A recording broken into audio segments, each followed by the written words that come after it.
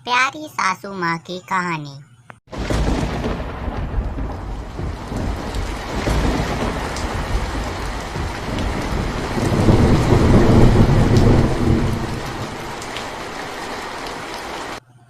अरे बहू बेटा, खाना बन गया कि नहीं बना? बहुत देर हो गई है, आज तो जल्दी बना ले। बस माँ बनने ही वाला है, थोड़ी देर और रुक जाइए। मैंने चावल तो बना लिए हैं, दाल बस पकने को बाकी है, थोड़ी देर और लगेगा। बेटा थोड़ा जल्दी कर ले, बाहर सब इंतजार कर रहे हैं, सभी को भूख लग रही है, सुबह का समय है, तू तो समझ सकती है। चल जल्दी जल्दी बना ले। माँ आप जाइए बाहर, मैं अभी लेके आती हूँ खाना। बस 10 मिनट रुकिए, अभी तैयार हो जाएगा खाना। जब तक सोहन और मोहन से कह देना वो तैयार हो जाएं, जब तक खाना भी तैयार हो जाएगा। अरे बेटा, सोहन और मोहन बहुत पहले के ही तैयार हो गए हैं और तुम्हारे पति भी तैयार हो गए हैं ड्रेस पहन के। अब बस उन्हें तुम्हारे खाने का इंतजार है। बस माँ 10 से 15 मिनट रुकिए, अभी खाना बन के तैयार हो जाएगा, सुई में परोस दूंगी। इतना कहकर वह गरम गरम चावल का कटोरा बाहर लेकर जाती है। अरे कितना समय लगाएगी पता नहीं, बहुत देर हो रही है। वैसे ही मुझे पता नहीं कितना समय लगाएगी खाना देने में अभी ये। तभी उसकी माँ वहाँ आती है। अरे बेटा, ज्यादा समय नहीं लगेगा, बस थोड़ी देर और रुक जा। ज्यादा समय नहीं लगेगा, ला ही रही है बहू, अभी खाना खाने के बाद ही चला जाइए। हाँ पापा, अम्मा सही कह रही हैं, आप पहले खाना खा लीजिए तभी चले जाना बाहर। अच्छा, तो तुम सब इतना फोर्स कर रहे हो तो ठीक है, मैं बाद में चला जाऊंगा, लेकिन मेरे पास केवल 15 से 20 मिनट हैं। उसका पति थोड़ी देर रुक जाता है। वह चारों खाने की बातें कर ही रहे होते हैं कि अचानक से उन्हें सुधा के गिरने की आवाज आती है। अरे बेटा, लग रहा है बहू गिर गई है।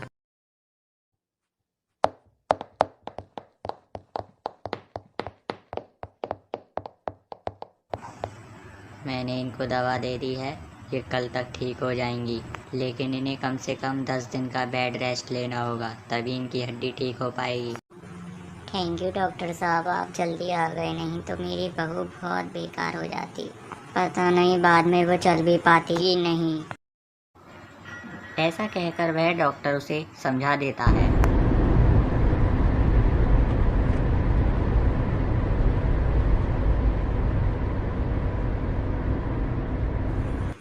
चलो हम तो आ गए अपने देश, अब खाएंगे अपने देश का घी। हाँ रीना, तू सही बोल रही है, मैं तो बहुत थक गई हूँ लंदन में जाके। वहाँ पे तो एक भी रोटी नहीं मिलती थी, वहाँ तो केवल गरम माल ही मिल रहा था, जैसे मुर्गा मिल रहा था कि मछली मिल रही थी, और रोटी मिल रही थी तो बहुत महंगी। हाँ यार, क्या करें, खाना तो पड़ता ही है ना। अब हम मुर्गा मछली तो खा ही नहीं सकते हैं कि उसी से पेट भर ले अपना।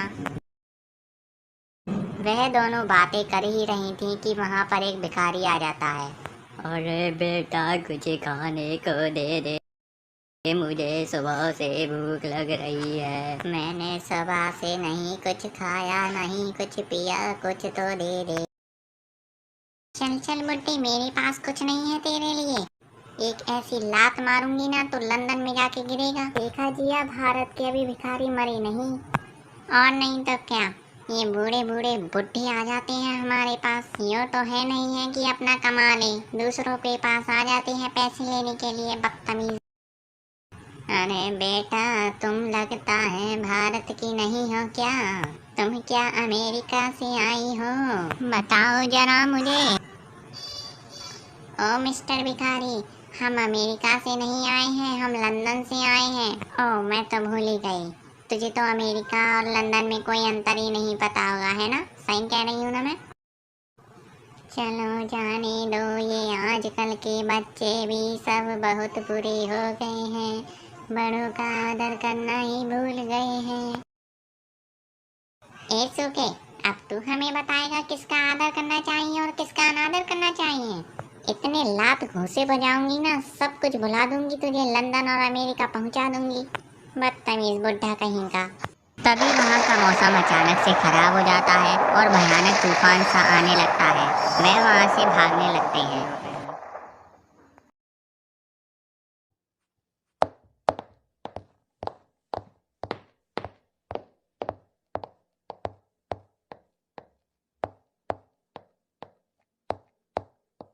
तो दोस्तों, इस कहानी से हमें यह शिक्षा मिलती है कि हमें कभी भी बड़े बूढ़ों का अनादर नहीं करना चाहिए। उनका हमेशा आदर करना चाहिए और सम्मान करना चाहिए। वहीं हमने पार्ट 1 में देखा था कि हमें कभी भी किसी भी कार्य को करने में जल्दबाजी नहीं करनी चाहिए। ये धुआं कि जो मेरे पाउडर को ही ख़त्म कर देगा। मैंने बोरोप्लस वैसे ही लगाई है, वो भी ख़राब हो जाएगी। कोई बात नहीं, अब आई हूँ लेकिन घर पे फिर से लगा लूँगी बोरोप्लस अपनी। अभी तो राशन वाले की दुकान पे जाके देखती हूँ। मोहिनी अपनी राशन की दुकान पे राशन को देखने के लिए जाती है क्योंकि उसके घर पे सारा राशन ख़त्म हो चुका था। अरे भैया, तुमने कितनी सारी बोरोप्लस लगाई है? अरे बहन जी, इस बात को छोड़िए। सबसे पहले मुझे ये बताइए कि यहाँ पे नटराज हॉल कहाँ है। यहाँ पर मेरा बहुत बड़ा शो है, मुझे बहुत देर हो रही है, जल्दी से बता दीजिए। अरे मुझे नहीं पता ये नटराज हॉल कहाँ है। मुझे तो बस एक चीज़ पता है। बताइए, क्या पता है आपको? लगता है शायद आपको कोई रास्ता पता है नटराज हॉल पहुँचने का। अरे नहीं नहीं, मुझे नटराज हॉल नहीं पता। आपकी शक्ल देख के तो ऐसा लग रहा है कि आप यहीं की रहने वाली हैं, तब भी आपको नहीं पता है कि नटराज हॉल कहाँ है। ऐसा तो हो ही नहीं सकता है, आपको ज़रूर पता होगा। प्लीज़ बताइए। अरे मुझे तो बस एक चीज़ पता है कि साड़ी की फॉल कहाँ मिलती है, वो भी नटराज की ही आती है, इसीलिए मैंने कहा नटराज की फॉल। बताओ, क्या आपको एड्रेस देना है वहाँ का? बता दीजिए, दे दूँगी, और क्या है। अरे क्या बदतमीज़ हो क्या आप? आपको मैं पूछ रहा हूँ नटराज की हॉल, ना कि नटराज की फॉल। बदतमीज़ बुढ़िया कहीं की। मैं तुझे बुढ़िया लगती हूँ? मैं रोजाना फेयर लवली लगाती हूँ 2-2 3-3 बार। अच्छा ठीक है, जाइए अपने यहाँ पे, बहुत काम कर लिए। चलिए जाइए यहाँ से, हमारे सामने से। हाँ हाँ, जाती हूँ। मेरा टाइम वेस्ट करवा दिया। इतनी देर से यूँ नहीं है कि कहती थी मुझे नहीं पता है। और वैसे भी मैंने कौन सी मेकअप की दुकान से पूछ लिया कि कहाँ है नटराज हॉल। ए भाई, तूने बहुत बोल लिया और मैंने बहुत सुन लिया। मैं जा रही हूँ क्योंकि मुझे राशन की दुकान देखने के लिए जाना है। मेरे पास तेरे जैसा समय नहीं है, ठीक है ना। वह राशन की दुकान देखने के बजाय घर चली जाती है क्योंकि उसे बहुत देर हो चुकी थी। अगले दिन सुबह हो जाती है और वह फिर से राशन की दुकान पर निकल जाती है देखने के लिए। अब की बार उसे रास्ते में अपनी पुरानी फ्रेंड दिख जाती है जो कि फेयर लवली ही लगाती थी। वह भी उसी की कैटेगरी की ही थी। अरे तू तो बड़ी दिन बाद दिखी है री, कहाँ रह रही थी तू? इतने दिन बाद दिखी है तू मुझे तो ऐसा लग रहा था कि तू तो मुझे भूल ही गई है हमेशा हमेशा के लिए। अरे चल चल, मैं नहीं भूलूंगी तुझे। मुझे पता है कि तू बोरोप्लस अभी भी लगाती है। हाँ, मैं भी लगाती हूँ। और बता, तू कैसे गुजर रही थी यहाँ से? मुझे बताती तो मैं भी आ जाती पहले से ही। लगता है तेरी बोलने की आदत अभी भी गई नहीं। उसी बोरोप्लस नहीं, फेयर लवली बोलते हैं। तो मुझे लगता है बोरोप्लस लगाना शुरू कर दिया, देखे तूने? अरे नहीं नहीं, मैं बोरोप्लस नहीं, फेयर लवली ही लगाती हूँ, लेकिन वो मुंह से निकल जाता है। तू अभी भी भूली नहीं है, अभी भी मेरी पुरानी बातों को, है ना। वैसे मैंने तुझसे पूछा है कि तू यहाँ कैसे आई है, बताना मुझे जरा। अरे कुछ नहीं, राशन की दुकान देखने जा रही हूँ। मुझे पता नहीं है राशन बट रहा है कि नहीं बट रहा है। आज 1 महीने से ऊपर हो गया है, घर में राशन नहीं है। अरे तो तू उसे कॉल कर लेना, तेरे पास नंबर तो होगा ही, घर बैठे पता लगा सकती है तू, और क्या। अरे हाँ, ये तो मेरे दिमाग में आया ही नहीं, लेकिन उसका नंबर कहाँ से लूँगी फिर मैं? और फिर नंबर होने से भी क्या फ़ायदा, मैं फ़ोन तो रखती ही नहीं हूँ अपने पास। और फिर अगर मैं फ़ोन मेरे पास होता भी तो पता नहीं वो दुकानदार कॉल उठाता भी कि नहीं, वो ऐसा ही है खड़ूस। तू इन सब बातों की चिंता ना कर, मैं तुझे फ़ोन देती हूँ, ले तू कॉल कर लियो, ठीक है। और उससे बात करियो कि कब राशन बट रहा है। अच्छा, तो ला दे फ़ोन। हेलो, राशन वाले भैया से बात हो रही है, बताइए हमें राशन बट रहा है कि नहीं बट रहा है? हाँ बहन जी, राशन बट रहा है, आ जाइए आप। ज़्यादा जल्दी भीड़ नहीं है यहाँ पे, आ जाइए। ऐसे में जितना जल्दी हो सके उतनी जल्दी ले जाइए। अच्छा भैया जी, लेकिन ये बताइए कि कितने दिन और बटेगा, बस मुझे ये बताइए। वो बहुत तेज़ है इसीलिए पूछ रही हूँ। अरे आज पहला ही दिन है, आप 1 हफ्ते तक कभी भी आ जाइए, आपको हमेशा मिलेगा। 1 हफ्ते तक आ जाइए आप आराम से। अच्छा ठीक है, राम राम जी आपको। अरे वाह, तुझे कैसे पता कि फ़ोन लगाकर भी हम पूछ सकते हैं राशन वालों की? मुझे तो आज पता चला है कि राशन की हम फ़ोन से भी पूछ सकते हैं। थैंक यू, तुम कितनी अच्छी हो, पुरानी जैसी। अरे इसमें थैंक यू की क्या बात है। ये तो बहुत पुरानी प्रथा चली आ रही है कि दुकान बंद हो तो कॉल करके पूछ लो। तुझे यही नहीं पता है अभी? अच्छा चल मैं चलती हूँ, मुझे बहुत देर हो गई है वैसे भी। मोहिनी अब राशन की दुकान को देखने के लिए नहीं जाती है, क्योंकि उसने तो अब फ़ोन से ही पूछ लिया कि राशन की दुकान पर भीड़ है या खुली है या नहीं। वह घर आ जाती है। हाय हाय कितनी गर्मी है यहाँ पे। अरे बेटी थोड़ा पानी ला के दे दे, मुझे बहुत प्यास लग रही है। मैं राशन की पूछ के आई हूँ, लेकिन मैं पूछ के नहीं आई हूँ। अरे मम्मी आपका दिमाग तो सही है ना, ये क्या कह रही हूँ? मैं पूछ के आई हूँ, मैं पूछ के नहीं आई हूँ। मुझे तो ऐसा लग रहा है कि आपके दिमाग पे गर्मी चढ़ गई है। अरे दीदी मम्मी बोल रही हैं कि मैं राशन की दुकान से पूछ कर आई हूँ कि राशन की दुकान खुल रही है। हाँ ये सही बोल रही है, राशन की दुकान आज खुली है बड़ी मुश्किलों से सोगी, और अभी एक हफ्ता पटेगा तो मैं आराम से जाऊंगी। कल आराम करके आराम से, गर्मी बहुत पड़ रही है क्योंकि, और ऊपर से मेरा अंगूठा है कि जो मशीन में लगता ही नहीं है, कमज़ोर हो गई है मेरी उंगलियाँ। अरे तुम मम्मी आप जो मुंह पे फेयर लवली लगाती हैं ना, थोड़ी सी हाथ पे भी लगा के जाना, जिससे कि नेटवर्क सही आएंगी। और मम्मी अगर आपको लाइन ज़्यादा लंबी लगे और आगे जाना हो ना तो आप कह देना मैं बूढ़ी हो गई हूँ, मुझ पे खड़ा नहीं हुआ जा रहा है, इसीलिए मुझे आगे लगने दो। हाँ बेटा ये तो तूने सही बोला, मैं कल ऐसे ही करूँगी। कह दूँगी कि मेरी कमर में बहुत लचक आ रही है, लाइन के आगे लग जाऊँगी। हाँ माँ आप ऐसा ही करना कल। वह चारों के चारों राशन लेने के लिए बहुत नाटक का प्रयोग करते हैं और राशन की दुकान में जाने से पहले बहुत प्रयास करते हैं नाटंकी करने का, लेकिन पता नहीं कल उसके साथ कल क्या होगा। बेटा अच्छा हुआ कि तू मुझे यहीं मिल गई, मैं ना सरस्वती के घर जा रही हूँ। ठीक है माँ जाइए आप। राशन की पूछने जा रही हूँ। ठीक है माँ आप ये वाला पर्स ले जाइए। अरे नहीं नहीं बेटा मैं क्या करूँगी पर्स ले जाके।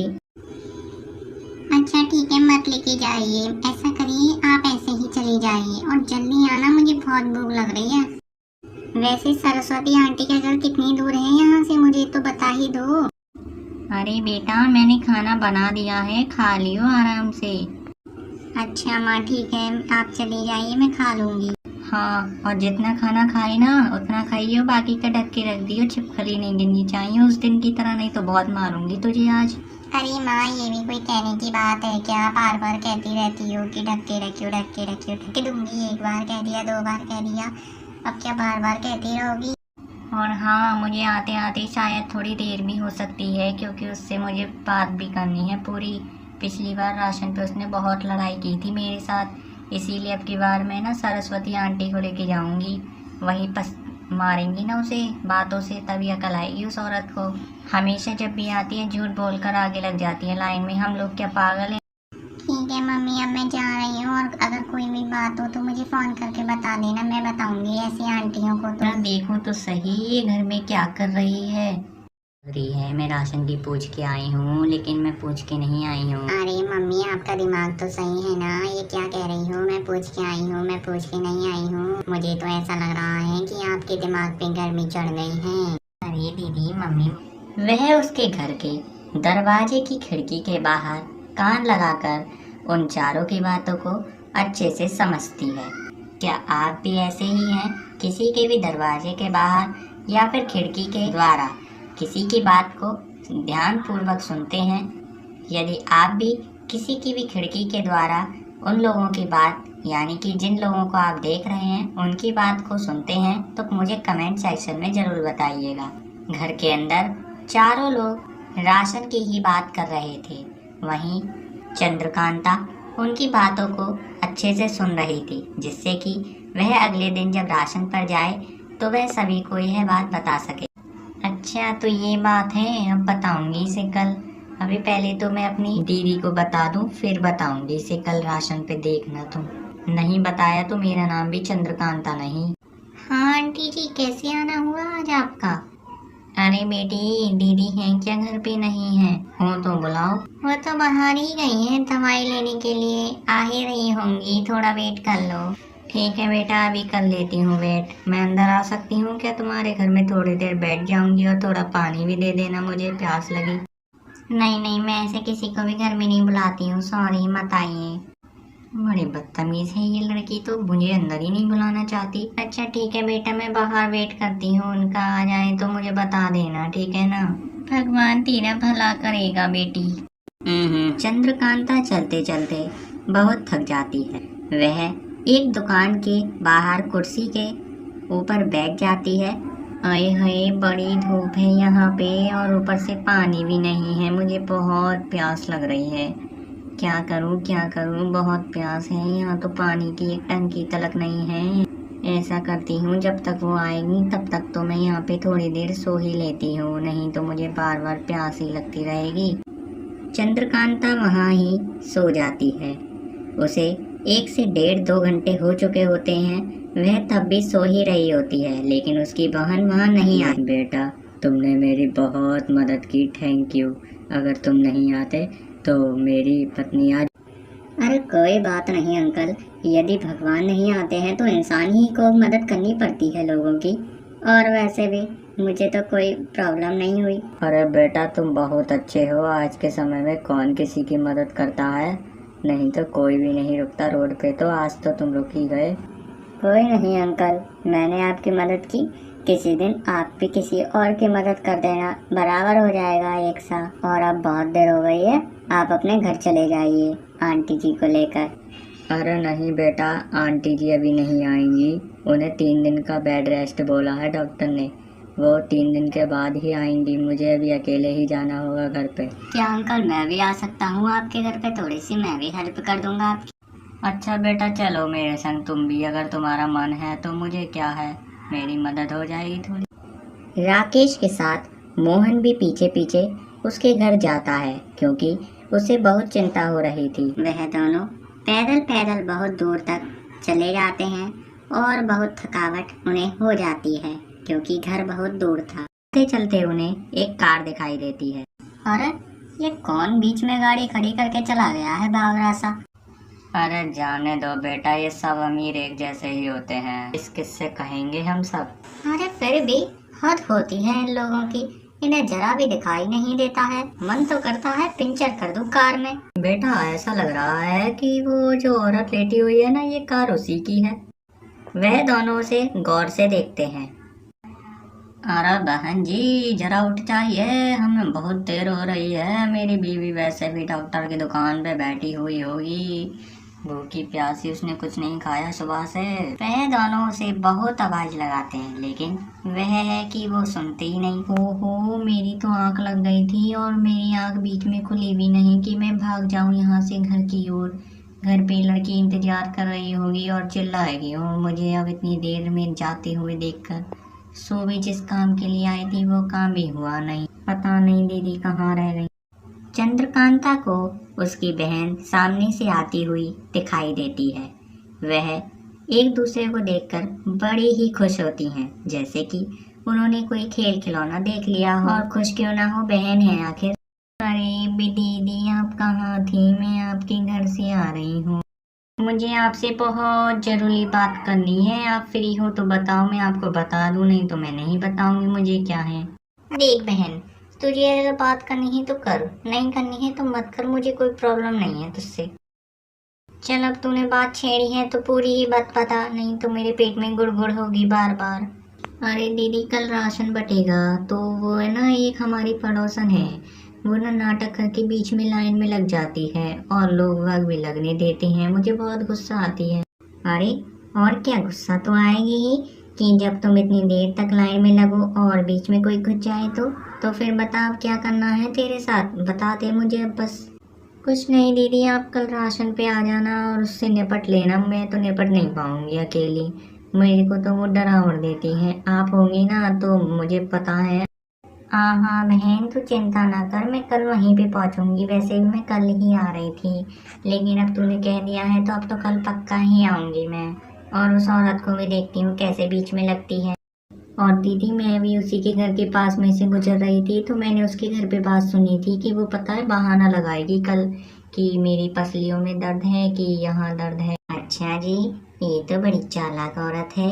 चल अभी तो ये बहाना लगा रही है ना, इसे कल बताती हूँ। देख, कल ये बहाना नहीं लगाएगी, सच में बोलेगी मेरी पसलियों में दर्द है कि हड्डी टूटी हुई है।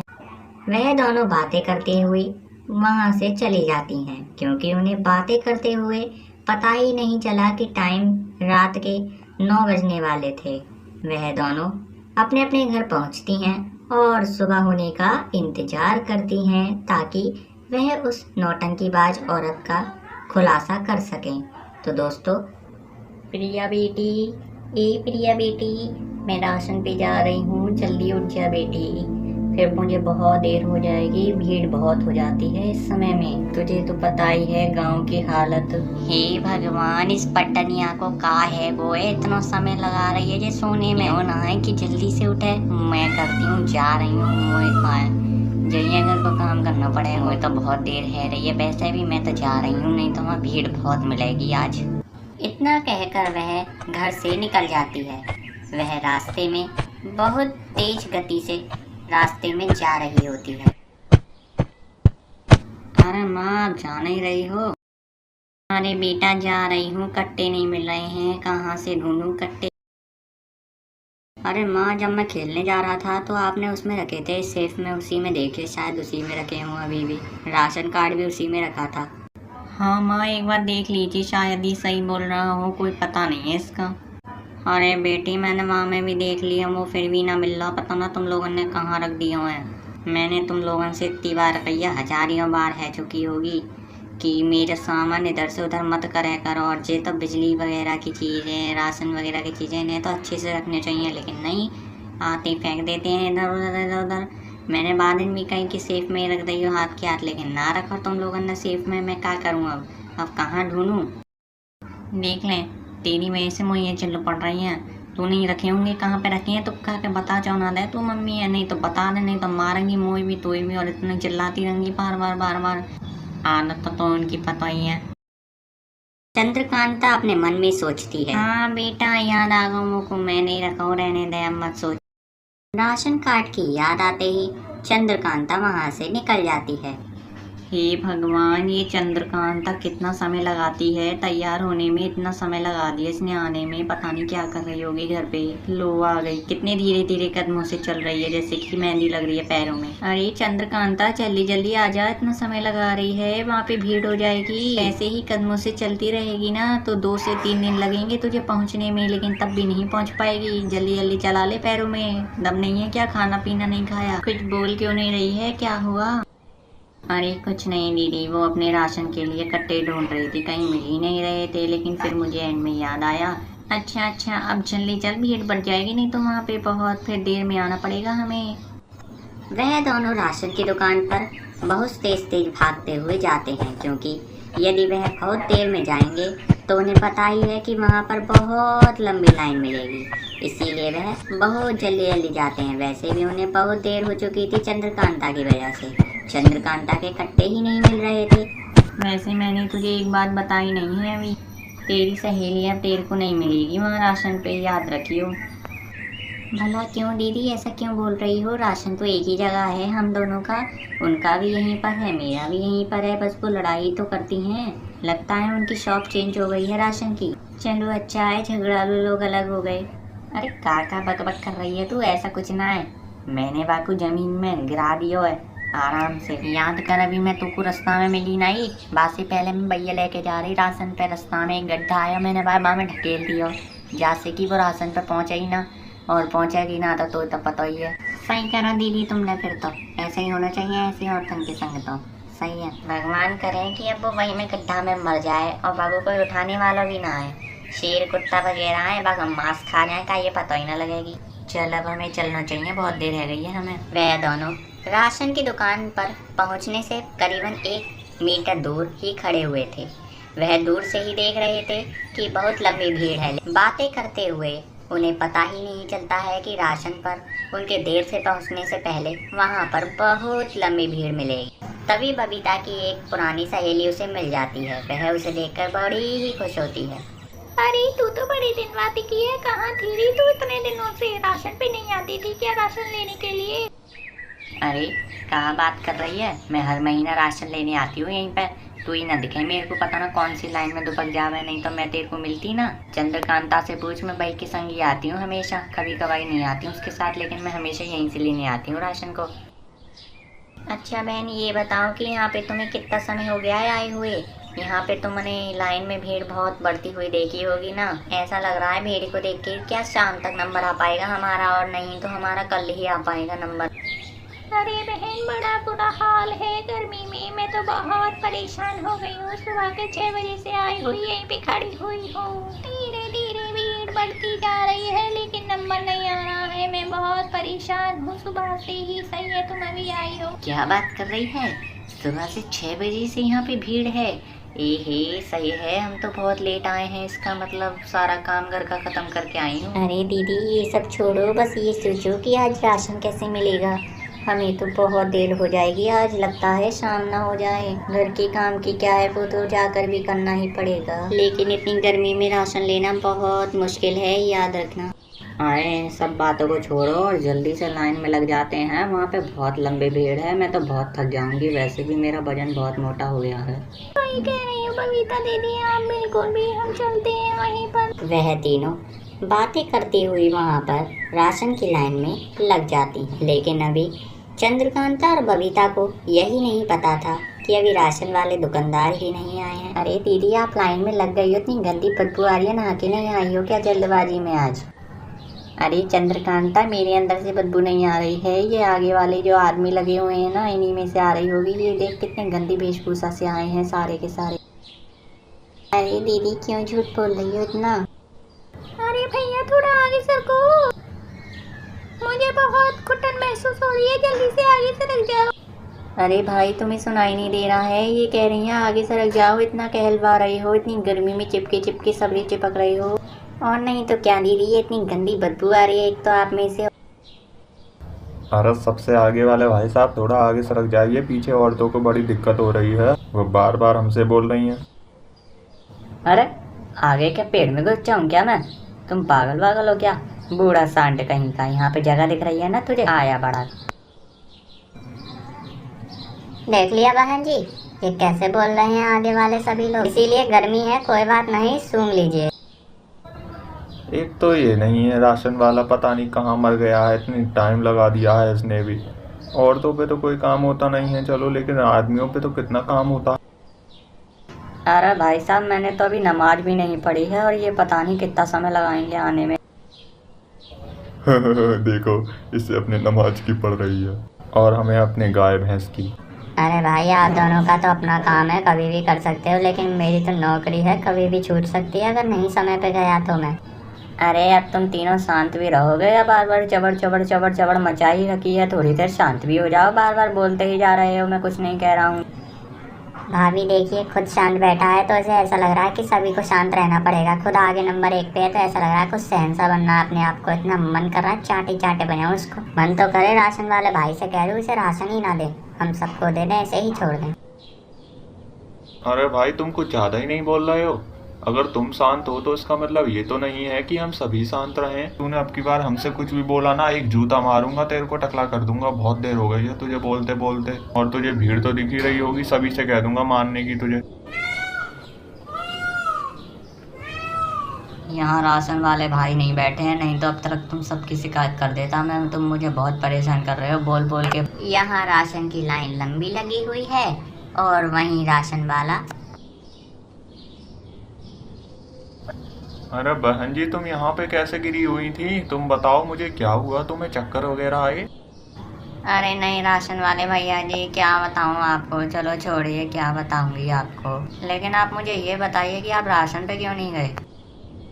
अरे बहन जी मैं राशन पे जा ही रहा हूँ, वो तो मैंने आपकी रास्ते में आवाज़ सुनी, इसीलिए मैं भागा भागा आ गया आपके पास। अच्छा अच्छा अच्छा ठीक है, मैं समझ गई। अब चलो राशन लेने के लिए चलते हैं। आप वहाँ पे बहुत भीड़ लगी होगी, बहुत लंबी।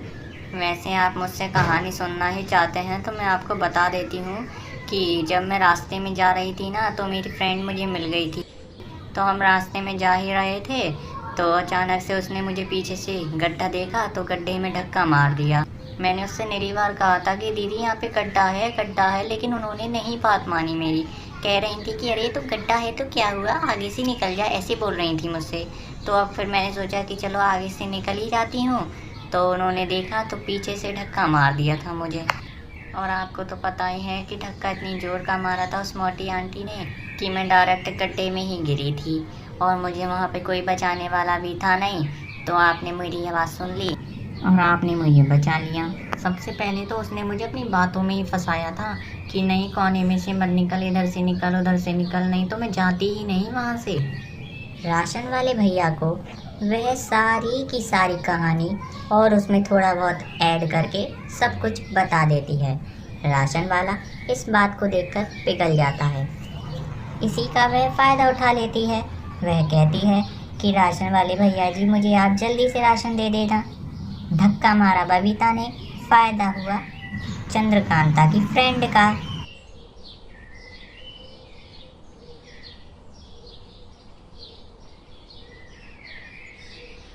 ओहो, कितना बुरा किया आपकी फ्रेंड ने। ऐसा नहीं करना चाहिए था उसे। यदि उसे लाइन में नहीं लगना था तो मुझसे कह देती। वह तो लाइन में नहीं लगने के लिए तुमको धक्का ही मार दिया रहा है। चलो अब इस बात को छोड़ते हैं। मैं आपको राशन में लाइन में नहीं लगने दूंगा, डायरेक्ट ही राशन दे दूंगा। कितने अच्छे हैं आप मुझे राशन की लाइन में नहीं लगने देंगे। वैसे भी मेरी कमर टूट गई है गिरने के कारण। चलिए अब हमें वहाँ चलना चाहिए। वहाँ भीड़ बहुत लंबी लग रही होगी, हमारा सब इंतज़ार कर रहे होंगे। हाँ चलिए चलते हैं, वैसे भी हमें बहुत देर हो गई है। चंद्रकांता की दोस्त राशन वाले भैया को अपनी बातों में फंसा लेती है और वह बिना लाइन के राशन को ले लेती है। राशन वाले भैया के साथ चंद्रकांता की दोस्त को देखकर चंद्रकांता और बबीता की आंखें फटी की फटी रह जाती हैं। वह देखती हैं और मन ही मन सोचती हैं, गड्ढा खोदा किसके लिए और गड्ढे में गिरा कौन। कि यदि हमारे साथ कोई बुरा करता है तो ज़रूरी नहीं है कि हम भी उसी के साथ बुरा करें। जिस प्रकार चंद्रकांता की दोस्त बिना लाइन में लगे हुए आगे राशन ले लेती है, तो बबीता को ऐसा नहीं करना चाहिए था कि उसे गड्ढे में ही गिरा दे। अब वह खुद ही गड्ढे में गिर गई है लाइन में लगकर। लेकिन बबीता की सोच अब बदल चुकी है, अब वह ऐसा कभी नहीं करेगी। तो दोस्तों, आपको वीडियो कैसी लगी कमेंट सेक्शन में ज़रूर बताइएगा। वीडियो अच्छी लगी हो तो वीडियो को लाइक और चैनल को सब्सक्राइब ज़रूर कीजिएगा। मिलते हैं अगली वीडियो में, तब तक के लिए जय हिंद जय भारत।